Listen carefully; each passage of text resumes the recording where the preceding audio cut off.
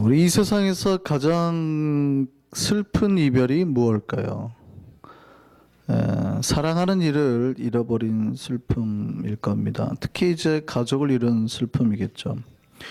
오늘 본문에는 가족을 잃은 사람들이 나옵니다. 특별히 이제 집안의 가정이었던 오빠의 죽음이었습니다. 유대 사회에서 오빠의 죽음이 남자의 죽음은 여러 가지 의미가 있어요. 가정의 몰락이라고 생각하면 돼요. 아예 가문의 몰락. 유대 사회는 여자들이 일을 할 수 있는 구조가 아닙니다. 여자들이 일을 할 수 없으니까 벼를 이렇게 농사를 짓고 나면 밀 이삭을 주어서 생계를 연명을 할 수밖에 없어요. 그러니까 오늘날처럼 여자가 나가서 무슨 일을 할 수 있는 세상이 아니에요. 고아와 여자들은 일을 할 수가 없는 세상이에요. 그래서 하나님이 항상 고아와 과부를 돌보라 그러거든요. 3년에 한 번 11조도 고아와 과부에게 주도록 법으로 아예 제정해 놓고 있는 거예요. 그러니까 나사로가 죽었다는 얘기는 이제 이 가문은 아예 망했다 그 뜻이에요. 망했다. 엄청난 슬픔이죠. 어쨌든 뭐 경제적인 어려움보다는 이 가족의 가장했고 사랑했던 오빠가 죽었던 거예요. 사랑하는 이를 잃는 거는 누구에게나 슬픈 일입니다. 신자든 불신자든, 그죠? 뭐 많은 사람이 뭐 너희들 천국 갈 건데 뭐 왜 울어 그러는 분들이 있어요. 장례식장에서. 참 몰라서 하는 말씀이에요. 물론 위로를 하려고 우리가 천국에서 만날 건데 고만 울어. 이거는 이제 위로의 말이지만 만약에 책망조로 그래요. 아이고 목사가 돼가지고 아니 뭐 맨날 천국 간다고 뭐 건더니 뭐 곧 만날 건데 목사가 왜 이렇게 펑펑 울어? 장례식장에서 울 수 있을까요? 못 울까요? 울어야 되는 거죠. 잠시 잠깐의 이별도 우리에게 슬픈데 아들이 군대 간다 그러면 한국 엄마들 다 울잖아요. 요즘 엄마들은 안 우는 엄마들이 많이 있습니다만 막 울잖아요. 아들이 죽으러 가는 것도 아닌데 다 돌아올 텐데 2년이면 다 볼 텐데 운단 말이죠. 요셉이 야곱이 죽었을 때 엄청 울었습니다. 그죠? 곡을 엄청 했어요. 웁니다. 슬퍼요. 심지어요 하나님도 슬퍼하시고 옵니다. 오늘 본문 33절 35절 말씀 볼까요? 오늘 본문 33절 35절 한번 보시죠. 같이 한번 읽겠습니다. 33절 35절 시작. 예수께서 그가 우는 것과 또 함께 유대인들이 우는 것을 보시고 심령이 어떻게 해요? 비통히 여기시고 불쌍히 여기사 이르시되 그를 어디에 두었느냐 이르되 주여 와서 보옵소서 하니 예수께서 어때요? 눈물을 흘리시더라. 가족의 죽음, 내 사랑하는 이의 죽음으로 말미암는 슬픔은요 하나님마저 울게 하는 고통이다라는 거예요. 하나님마저 울어요. 하나님마저. 예수님도 우셨다고요. 안타깝게도 지금 한국에 하나님마저도 울게 하는 그런 슬픔이 발생을 했지요. 전 국민이 슬퍼하고 있습니다. 몇 명의 정신없는 의원들, 뭐 정신 빠진 사람들만이 뭐 이런 일이 일어나도 괜찮다 이렇게 말을 했죠. 의원 중에 정신없는 의원들이.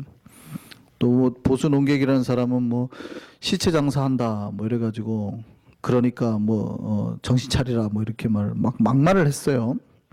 이런 정신 이상한 사람들 빼고는 모두 다 슬픔에 빠져 있습니다. 그러니까 한국에서 연락들이 계속 오는데 전 국민이 슬퍼한대요. 정말 전 국민이 이것 때문에 슬픔에 빠져 있고 심지어는 지금 우울증, 전 국민을 상대로 우울증 치료를 하게끔도 한다고 합니다. 그러니까 왜냐하면 전 국민이 우울증 걸릴 수가 있대요. 예전에 막 가족을 잃었던 슬픔이라 할지 자녀를 잃었던 슬픔들이 다시 살아나니까 막 엄마들이 막 갑자기 막 우울해지고 막 슬퍼지고 이런대요. 오늘 본문에 그런 죽음을 맞이한 가족이 등장합니다. 처음에 오빠가 병이 들었을 때 동생들은 오빠의 친구이신 예수님을 찾았습니다. 여기 때 원래는 나사로가 죽지 않았죠. 예수님이라면 오빠를 고쳐주실 거라 생각한 거예요. 예수님이라면. 왜냐하면 예수님은 능력이 있으셨어요. 그래서 병든 자를 고치셨단 말이죠. 그래서 예수님 빨리 오라 이렇게 막 사람을 보냈어요. 근데 예수님 굉장히 이상한 일을 하셨어요. 그 얘기를 들으면 빨리 가야 돼요, 안 가야 돼요? 빨리 가야 되거든요. 근데 예수님이 그들의 소망과 달리 이틀을 더, 그러니까 예수님 머무시던 곳에서 이틀을 더 머물러 버리셨어요. 요한복음 11장 6절을 보겠습니다. 시작. 나사로가 병들었다함을 들으시고, 이제 사람들이 빨리 오라 그러니까 나사로가 병들었다함을 들으시고 그 계시던 곳에서 어떻게 해요? 이틀을 더 유하시고. 저는 굉장히 예수께서 독특한 일을 하신 거예요. 빨리 가셔야 되는데 이틀을 더 유하셨대요. 왜요? 뭐를 기다리신 거예요? 나사로가 죽기를 기다리신 거예요. 왜 그러셨을까요? 예수께서 왜 그러셨을까요? 남아있는 가족에게 고통을 주려고 하신 걸까요? 기다렸다가 죽게 만들어 버리려고? 아니죠. 그 이유는요, 더 놀라운 일을 하려 함이라. 성경 말대로 하면 요한복음 11장 4절에 하나님의 아들이 이로 말미암아 영광을 받게 하려 함이라 이렇게 되어 있습니다. 그러니까 영광, 놀라운 일을 이루기 위함이에요. 왜냐하면 예수님은 당연히 그렇게 하실 수 있는 분이시기 때문이죠. 예수님은 누구예요? 하나님이시니까. 우리가 예수를 하나님 그러면은 막 다른 사람들이 깜짝깜짝 놀라시는 분들이 있어요. 예수가 하나님이에요, 아니에요? 하나님이시죠. 우리는 삼위일체의 하나님을 믿어요. 그래서 우리가 개정된 성경에 보면 옛날 그 사도신경에는 전능하사 천지를 만드신 하나님 아버지를 내가 믿사오며 이러지만 나는 전능하사 천지를 만드신 하나님 아버지, 그 다음에 그의 아버지 하나님을 믿어요. 우리가, 그죠? 아버지 하나님이에요. 그 다음에 아들 하나님이에요. 성자 하나님이에요. 그 다음에요 성령 하나님이에요. 우리는 삼위일체의 하나님을 믿어요. 그러니까 예수가 하나님이에요, 아니에요? 예수가 하나님이라고 안 하면 이단이 되는 거예요. 예수는 자신이 하나님이라는 걸, 우리가 하나님의 아들이라고 하지만 하나님의 아들이라는 표현은 하나님이라는 뜻입니다. 그러니까 이집트 왕이 자기가 태양신의 아들이라고 말하는 것은 태양신보다 낫다라는 표현이 아니라 내가 태양신이라는 뜻이에요. 신의 아들이라는 표현은.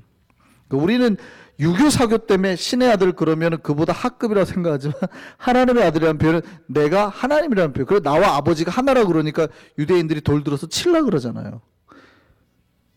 네가 감히 인간인 주제에 그런다고. 이해되시죠? 네. 예수님이 나사로가 죽기까지 기다린 거는 그분이 하나님이시기 때문에. 왜요? 살리실 수 있기 때문에. 죽은 자를 깨우시기 위하여, 성경의 표현대로 하면 죽은 자를 깨우시기 위하여 머무르셨다 이렇게. 그러니까 죽이려는 목적이 아니라, 예수는 죽이려는 목적이 아니라 뭐 하시려고요? 살리시려고. 이게 목적이에요.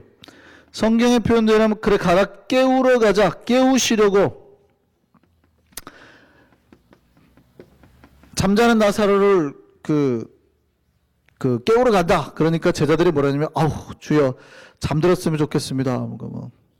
말을 못 알아들은 거죠. 잠들었으면 좋겠습니다. 졸려요. 나도 잠들었으면 좋겠습니다. 그러니까 제자들이 못 알아들었어요. 요한복음 11장 말씀, 11절 말씀 한번 볼까요? 같이 있습니다. 이 말씀을 하신 이후에 이르시되 우리 친구 나사로가 잠들었도다. 그러나 내가 깨우러 가노라. 그러니까 제자들이 아우 잠들었으면 더 낫겠습니다. 이러니까 예수는 죽음을 가리켜 하신 말씀인데 제자들은 잠들어 쉬는 거라고 생각하는 거예요. 그러니까 예수께서 뭐라고 그래요? 아니 나사로가 죽었어. 이렇게 말한다고. 이해되시죠? 유대인들에게 잠들었던 표현은 죽었다는 표현이에요. 그러니까 예수께서 이틀을 더 머무르신 이유는 뭐예요? 예수는 하나님이시라 죽은 자를 살리실 수 있기 때문에요. 그런데 한국에 자기가 예수님인, 그러니까 하나님인 줄 아는 사람이 있죠.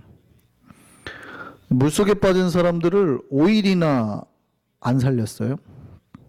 그러니까 5일 뒤에도 살릴 수 있다고 생각을 한 것 같아요. 물에 빠졌는데, 그죠? 5일이 지난 다음에 이제 수색을 시작을 했어요. 굉장히 안타까운 일인 겁니다. 파도 얘기를 하지만 사실은 그 첫째 날 배가 했을 때 첫째 날 1일이 제일 중요하거든요. 물 빠지고. 이때 살렸어야 되는데 이때 안 했잖아요. 둘째 날도 날씨가 괜찮았거든요. 근데 어떻게 해야 될지 몰랐고 우왕좌왕은 안 했대요. 3일 날, 4일 날 날씨가 급속도로 안 좋아지기 시작했어요. 근데 이때 날씨 핑계대고 5일에 드디어 했어요. 결과가 어떻습니까? 지금 8일 지나가고 있는데요. 안타깝게도 구조가 시작된 지금까지 단 한 명의 생존자가 없죠. 현재 사망자가 150명, 실종자가 152명이 됐습니다. 중간에 안타까운 일들이 계속 이야기들이 나오고 있어요. 인간이 자기의 주제를 알아야 됩니다. 죽음과 생명, 이거에 대한 역사와 주관은 오직 하나님만이 가능해요. 왜냐하면 하나님은 다시 살릴 수 있기 때문에 그래요. 예수님이 이틀을 유하신 이유는 친구 나사로를 죽이려고 하는 게 아니라 살릴 수 있기 때문이에요. 인간은 절대 타인의 죽음 앞에서는 인간을 절대 그 생명을 두고 도박을 해서는 안 됩니다. 우리는 최선을 다해서 그들을 구하려고 하는, 이게 인간의 의무거든요. 절대 목숨 갖고 장난치면 안 됩니다. 똑같은 일이 20년 전에, 정확하게 20년 전에 있었습니다. 기억하십니까? 1994년 서해 페리오 사건이 있었어요. 제가 그때 군대에 있을 때였는데요. 그날 파견됐습니다. 제가 그 진을 지금도 생생하게 기억하는 게, 제가 이제 경찰이었기 때문에 그때 이제 부대에서 허락을 해줘서 부대 밖에 있는 교회 주일이었습니다.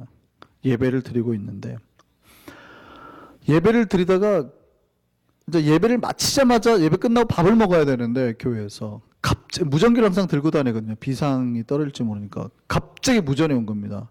비상 떨어졌다고. 다 부대 복귀하라고. 예배당 아마 부대까지 꽤 한 20분 걸어서 20분 정도 걸리는 거리였네. 뛰어서 진짜 막 5분 몇 분 만에 갔던 것 같아요. 정신없이 뛰어가지고 부대까지 가니까 이미 부대원들이 다 버스 안에 타 있는 거예요. 가자마자 제 물건은 이제 그때는 간단한 야상 하나만, 별거 아니라고 그랬어요. 급히 출발하다 올 거다. 내용을 잘 모르고, 보통 그 주일날에는 그런 특별한 상황이 없거든요. 그러니까 정말 가볍게 옷을 야상만 입고 다 출발했습니다. 근데 갑자기 서해에서 배가 침몰했다는 거예요.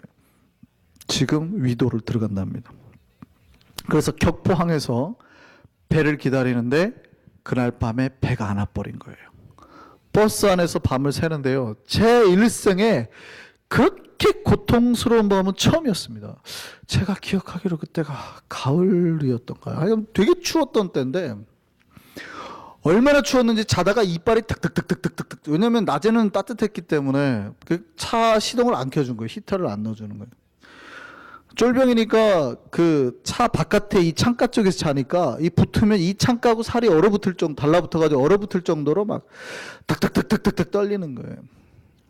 막 고참들은 옆에서 이제 자기들은 모포 뒤집어 쓰고 이렇게 있고, 너무 추우니까 한둘은 모텔에 들어가서 몰래 자다가 새벽 4시에 비상 떨어져가지고 막 그 고참들 부르러 다니라고 난리가 나고 그랬는데요. 그래서 새벽 4시에 어선을 타고 경찰함에 옮겨 타고 또 이제 어뢰선에 내려서 갔습니다. 근데 보세요. 그날 딱 배 타고 도착해서 저희가 1분대였는데, 저희 분대가 도착하자마자 했던 게 뭐냐면, 그 지역에 그 바로 이게 바다잖아요. 바다 항구 바로 옆에 조그마한 창고가 하나 있었어요.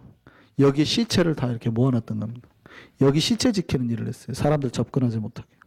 결국 나중에 저희가 이 시체를 다 그 쌍발 헬기 있죠? 프로펠러 2개 달린 헬기 이렇게 생긴 거, 여기에다 다 실었는데요. 딱 도착했는데 벌써 인양이 돼 있단 말이죠. 벌써 인양이 되고 작업이 들어갔어요. 근데 제가 기억합니다. 그때 당시가 김영삼 정부였는데, 이날 해양부 장관, 해양부 장관, 교통부 장관 두 장관이 당일날로 경질이 돼버렸습니다. 당일날로. 저는 이제 내무부니까. 그리고 이렇게 하고 막 정신없이 하다가 거기 이제 면사무소, 위도 면사무소에 있는데 이 면사무소까지 우리가 운송수단이 없어서 그 털털거리는 시골길을 마을 버스를 타고 40분인가를 갔던 것 같아요. 너무 지쳐 있어가지고 잠 못 잤죠. 막 시체 이렇게 했죠. 막 스트레스 막 엄청난 스트레스를 받고 딱 그 면사무소 입구를 이렇게 터덜터덜 걸어가는데 소대장도 없고 이제 저희 분대원만 이렇게 딱 걸어가는데 어떤 그 잠바를 회색 아이보리색 비슷한 잠바를 입은 아저씨가 하나 딱 나오시더라고요. 이야, 그러시, 낮은 목소리를 아주 점잖게 그러세요. 이야, 그러시더라고요. 그러니까 저희가 이제, 왜요? 이러죠. 왜요? 저희 내무부니까 별 관계가 없습니다. 그때 딱 저한테 그러세요. 가서 청장 오라고 그래. 깜짝 놀래. 청장은 내무부에서는 이거예요. 경찰청장은 내무부에서 경찰서장 위에 청장이잖아요. 내무부에서는 거의 스타급 별 스타. 청장 오라고 그래. 깜짝 놀라가지고 저희가 막 소대장님 쫓아갔어요. 소대장이 무궁화 하나인데. 소대장님, 누가 청장님 찾으십니다. 그때 갔는데 나중에 알고 봤더니 그 부분이 그때 내무부 장관이었어요. 그러니까 사고가 터지자마자 내무부 장관이 이미 와서 면사무소에서 이미 그 수습반을 직접 와가지고 내무부 장관이 지휘를 하고 있었던 거죠. 제 기억으로 그 다음날 저희가 헬기장 다 지켰는데요. 황인성 국무총리 왔고요. 그 다음날 김영삼 대통령 헬기로 다 왔습니다. 거기가 저희가 새벽부터 나와가지고 뻘을 다 메꿔 가지고 비행기장 3개를 이렇게 X 표시 3개를 만들었어요. 그 연탄재 다 뻘에 새벽부터 나와 해가지고 놀라운 거는 3개나 만들었는데 여기 안 하고 딴 데다 내리더라고요. 왜냐면 아마 여기 나면 무슨 폭탄 이렇게 설치할까봐 만들어 놓긴 하고 딴 데다 내리더라고요. 희한하더라고요. 싹 뭐 이렇게 에어울프 같은 거 아세요? 뭐 스페셜 헬기 새까만 거 3대가 날라와요. 어디에 탔는지도 몰라요. 저격동 산마다 막 다 올라가 있고요. 막 고개 돌리면 죽어 뭐 이러고 막 슈아. 저희는 산 속에 들어가서 숨어 있어요. 고개 내밀면 쏜다 이러고. 뭐 하여간 뭐 부대마다 뭐 대통령 오면 뭐 1선, 2선, 3선 뭐 이렇게 다 경호하고 어쨌든 왔어요. 당시에 똑같았어요. 다 죽었습니다. 다른 거는 선장이 도망갔다 오는데 결국 뱃속에서 발견됐죠. 저희가 위도 그 옆에 식도 산이란 산은 다 덮어가지고 찌르고 다니면서 선장 없다고 찾았거든요. 근데 이번 선장은 자기가 제일 먼저 나왔죠.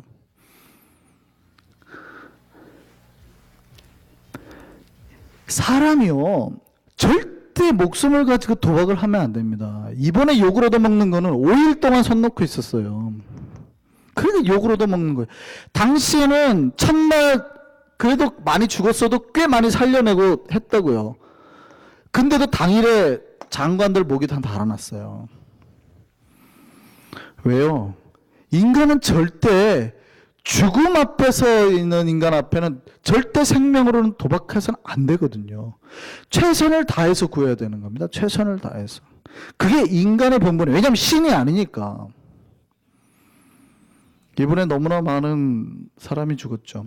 너무 많이 죽고 있어요. 특별히 고등학교 아이들이 2학년 아이들이 수학여행 가다가 단체로 지금 뭐 100명이 넘는 아이들이 죽었어요. 뭐 지금은 발견되지는 않았지만 어쨌든 실종이 되고 지금 발견되고 있습니다. 제가 인터넷을 보다가 이런 말을 하나 발견했어요. 남편이 죽은 자를 과부라고 이름을 한답니다. 아내가 죽어서 혼자 된 자를 호랍이라 그런답니다. 또 부모를 잃어서 홀로 된 아이들을 고아라 그런대요. 그런데 자식을 잃은 부모는 너무 가슴이 아파서 신마저도 그 사람의 이름을 붙일 수가 없었대요. 자식을 잃은 부모가 어마어마하게 많아요. 그들의 원성과 원한이 지금 하늘을 찌를 것 같아요. 가족을 잃은 상황이. 지금 성경에서 벌어지고 있는 일이 한국에서 그대로 재현되고 있어요. 슬픔이 반복되고 있어요. 인재죠, 인재 사실은 이게. 한국이 정신 차려야 돼요. 10년마다 딱 반복돼요. 재미있어요. 꼭 그렇다고 말하기는 그런데 10년마다 반복되잖아요. 1994년이었죠? 2003년에 대구 지하철 참사로 그때도 100몇 명이 죽어버려요. 거의 200명 가까이 죽었죠? 이때도 그랬잖아요. 10년마다 2014년에 대략 2023년 4년 조심해야 될 거라 생각이 들어요. 왜 그러냐면 사람들이 망각을 하는 거예요. 10년쯤 지나니까 망각을 하는 거예요.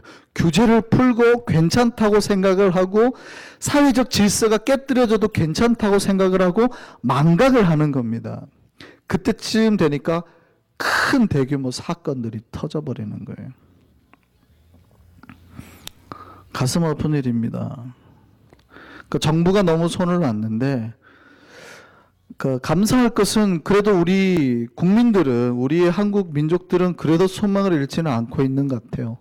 지금 전국적으로 소망에, 그러니까 정부가 오히려 그 부모들을 못 해줬는데 민간단체가 다 구호물품 보내고 세탁 누가 이렇게 피켓 들고 돌아다닌대요. 세탁물 빨아들입니다. 누가 뭐 씻지도 못하잖아요. 그러니까 옷 주면 알아서 다 빨아서 말려서 갖다 주고, 그러니까 민간인들이 한대요. 그렇게 주변 사람들이. 어떤 목사님은 가서 그 조그마한 기도처 하나 만들어 놓고 매일 기도해주고.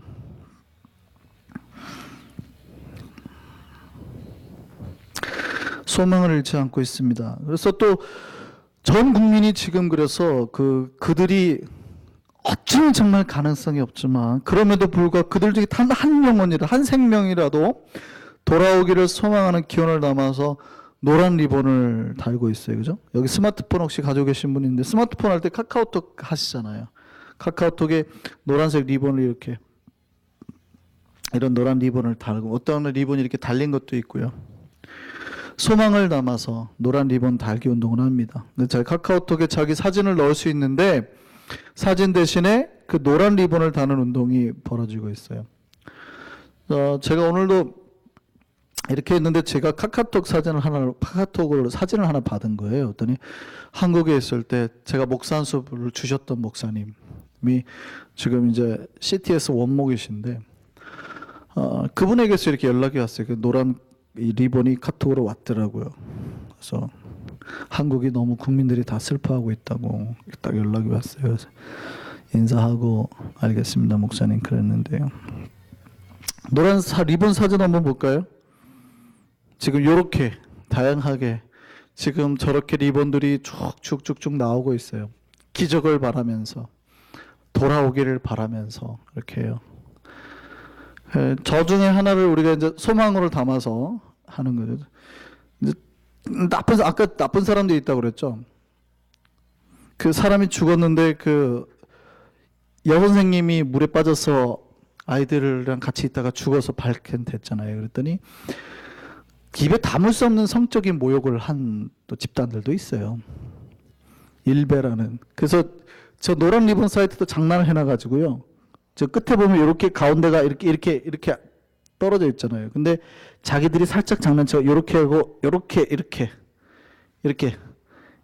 해가지고 약간 이렇게 장난을 쳐놨어요. 색깔은 똑같이 컬러를 같이 하고. 이게 뭐냐면 일베란 뜻이거든요. 장난을 쳐놨어요. 아우, 이런 사람들도 있어요. 아주 몹쓸. 한국이 참 사람이 죽어가는데도 그런 정신. 대부분이 저기 사람들이 유학생이래요. 한국에 꽤 잘 나가는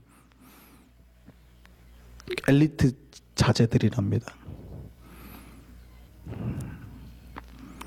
어쨌든요, 이 노란 리본이 원래는 유래가 있습니다. 원래 노란 리본의 유래가요, 이 개신교와 관계가 있어요. 원래 노란색 리본이 청교도와 특별히 청교도 혁명하고 관계가 있는데요. 당시 우회파하고 그 소속 청교도들이 나가서 싸우는데 그 제복이 없잖아요. 군대 복이. 그러니까 적군 아군을 이렇게 구별하기 위해서 노란색을 이렇게 어깨나 허리에 띠고 전투에 나갔습니다. 여기에서 이제 처음에 유래가 됐다고 많이 생각을 하죠. 이 청교도인들이 나중에 미국으로 왔잖아요. 그래서 미국에 와가지고 미국 기병대들 있죠. 미국 기병대들이 이 노란색 리본을 했습니다. 그래서 남북정전 당시에 그 미 육군 기병대 복무하고 있던 사람들이 미 기병대 상징하는 걸로 이렇게 리본을 하죠. 한번 사진 한번 볼까요? 그래서 미 기병대 보면 여기 목에 맨 여기에 보면 노란색 스카프를 합니다. 또 다른 유래가 하나 있어요. 이거는 이제 하나 이야기입니다. 어떤 한 남자가 감옥에서 3년을 살고 돌아 나왔대요. 그때 사랑하는 여인에게 당신이 나를 용서하고 받아준다면 떡갈나무에 노란색 리본을 묶어 달라는 편지를 보냈죠. 고향으로 돌아가는 차 안에서 노란색 리본이 과연 묶여 있을까 하는 마음으로 마음을 졸였답니다. 그랬더니 고향에 도착했더니 어떻게 해요? 노란색 리본이 온통 하나가 아니고 떡갈나무 전체에 매달려 있다죠. 혹시 못 보게 될까봐. 여기에서 이제 그 유래가 됐다는 것도 있죠. 나무에 묶여진 리본 한번 볼까요? 저렇게 된 거예요. 그래서 온통 나무마다 리본을 묶어놨대요. 한국에서 이 노란 리본다는 운동이 이 민간인들, 시민들을 주축으로 하고 있대요. 세월호에서 혹시 아직 152명 중에서 단 한 명이라도 살아남아 있다면 단 한 명이라도 좋으니 생존자가 돌아오기를 바란다. 국민들은 아직도 소망을 버리고 있지 않다. 그런 의미에서 노란 리본을 달자라는 운동이, 그러니까 대한민국 국민은 참 괜찮아요. 물론 정치권 아들이 대한민국 국민은 미개인이다 그랬더니 미개인이다. 근데 제가 보기에는 위에 있으시는 분들이 미개인이고 오히려 국민들은 진짜 괜찮아요. 저 노란 리본을 가슴마다 달고 돌아오기를 바라면서 외친다고요. 제발 한 명이라도 살아 돌아오라. 예수님 위로의 말씀 주십니다. 오늘 본문에서 오빠를 잃어버린 동생을 주님 위로하십니다. 뭐라고 말씀하세요? 주님은 절망에 있는 자들에게 구원의 소망을 이렇게 약속하세요. 23절 말씀 다시 한번 볼까요? 뭐라고 그래요? 같이 읽습니다. 시작. 예수께서 이르시되 네 오라비가 다시 살아나리라. 할렐루야. 단 한 명이라도 살아 돌아오기를 간절히 바랍니다. 우리는 소망합니다. 혹여 한 명이라도 다 죽어버린 것만 같은 그곳에서 살아 돌아오기를 소망합니다. 우리는 소망해요. 한 가지 확실한 거 기억하시죠? 만일 죽었다 하더라도 주님은 부활이요 생명이니 믿는 자는 어떻게 해요? 죽어도 다시 살아날 것. 우리 25절 말씀입니다. 같이 읽습니다. 시작. 나는 예수께서 있을 때 나는 부활이요 생명이니 나를 믿는 자는 죽어도 살겠고. 우리 신자들에게는 또 이 소망이 있죠. 예수님은 다 죽었다는 생각하는 그곳에도 소망이 되셨습니다. 그리고 역사를 이루셨고 당신이 하나님의 아들이심을 증거하셨어요. 우리는 소망의 사람들입니다. 사실은 물론 우리가 너무 어린 아이들이 물속에 빠져서 그렇지만 이제 우리를 놓고 보면 언제고 우리도 반드시 죽음을 경험할 존재겠죠. 우리 가족 주변에 있는 누군가에 혹시 죽었을 때 울고만 있지 않을까요? 그때 소망 없는 사람처럼 막 엉엉 울고만 있지는 않을까요? 슬프죠? 운다니까요. 하나님도 하나님도 우시고 가족을 잃은 게 슬퍼요. 그렇지만 혹시 절망 가운데 울고만 있지는 않을까요? 그때 우리는 비록 슬프지만 소망으로 주님 다시 만날 소망, 부활의 소망, 영생의 소망으로 그 죽음을 맞이할 수 있는 우리가 됐으면 좋겠습니다. 왜요? 예수 믿는 자는 우리에게 뭐가 주어져요? 부활과 영생이 주어지니까. 우리 안에는 그 소망이 있기를 바랍니다. 그리고 혹여라도 여러분의 마음이 시간이 있으실 때는 가족을 잃은 자들에게 위로의 마음, 또 기도로 그들과 함께 할 수 있는 우리가 되었으면 좋겠습니다. 하나님이 우리에게 바라시는 것은 하나님이 역사하실 수 있지만 기도를 들으시고 항상 기도를 듣기를 원하시는 거예요. 우리가 지금 할 수 있는 것은 많지 않습니다. 가족을 잃은 자들에게 위로의 마음과 함께 기도로 날마다 나아갔으면 좋겠습니다. 위로하는 사람이 필요해요. 예수님은 슬퍼하는 자, 가족에게 위로가 되셨고 소망이 되셨거든요. 그럼 우리도 그들에게 소망을 전하고 위로를 전하고 기도로 함께 그거를 표현할 수 있는 우리가 되어야 될 줄 믿습니다. 오늘 우리 모든 슬픔을 이겨내고 부활하신 예수님으로 말미암는 위로와 또 기도로 함께 그들에게 힘이 되신 우리가 되기를 바랍니다. 기도하겠습니다.